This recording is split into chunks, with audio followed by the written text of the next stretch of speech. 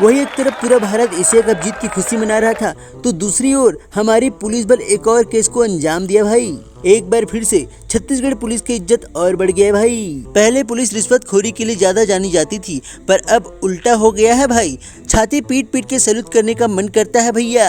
उड़ी बाबा, हुआ क्या है भोंदू, पूरा बात बता ब्रो। सस्ते नशे की दुकान, साफ कर अपने कान और ये ऐतिहासिक बात जान भाई। जो कुछ दिन पहले भिलाई के बोरसी और हुडको के एटीएम में चोरी हुआ था, अब वह पकड़ा गया है भाई साहब।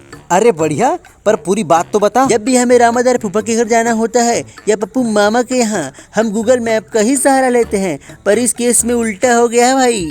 चोरों ने गूगल मैप से रेकी करके चोरी कर लिया है। कौन है ये लोग? घटना 26 व 27 अगस्त रात की है।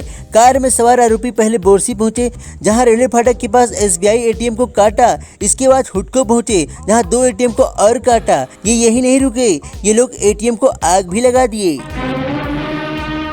आरोपियों ने पुलिस को बताया कि चारों आरोपियों का काम अलग अलग बटा हुआ है। एक गैस कटर से एटीएम काटता है तो दूसरा उसमें पानी डालते रहता है।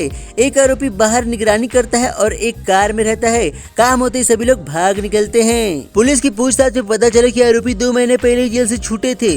दूसरे राज्य महाराष्ट्र, मुंबई, असम, तमिलनाडु में एटीएम लूट चुके हैं। गूगल मैप से रेकी करने के बाद आरोपी 26 अगस्त को करीब 9:30 बजे कार में भिलाई पहुंचे। कार में 4 लोग सवार थे। पहले दुर्ग जिला अस्पताल से गैस सिलेंडर की चोरी की। इसके बाद बोरसी के वेल्डर निसार ने करीब 15 मिनट में एटीएम को काट दिया। फिर वहां से हुडको पहुंचे, जहां एसबीआई के 2 एटीएम को काटा। करीब 35 लाख रुपए ले भागे भैया। पुलिस ने भिलाई से राजनांदगांव देवरी तक के सीसीटीवी फुटेज को खंगाला।